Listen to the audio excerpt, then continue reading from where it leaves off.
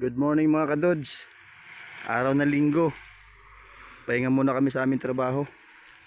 Ligo muna kami dagat. Ganda talaga ng dagat dito sa sa Barangay Saod, Pagudpud, Ilocos Norte.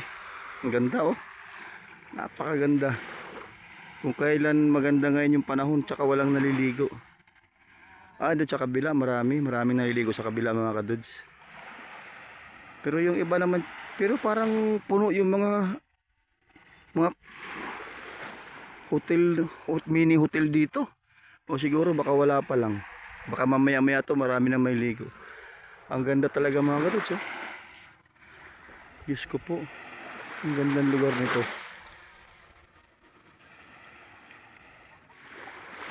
Parang mas maganda pa yata ito sa Boracay. Oh, puro buhangin. Wala kang malamay kitang bato rito.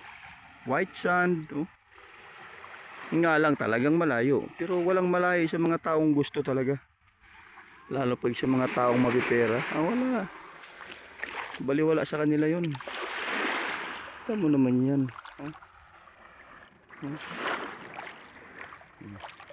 Ang linaw mga kadod. Linaw diba? Ang linaw. Napakalinaw ng rito. Talagang solid siya mga kadod. Buhangin. White sand talaga siya. Ilapit ko pa sa inyo mga kadods para makita niyo talaga mga kadods ha. Ganda talaga mga kadods.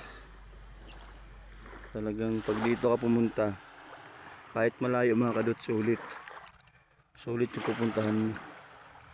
Yung isang kasama ko inaayos pa dun yung ginagawa namin.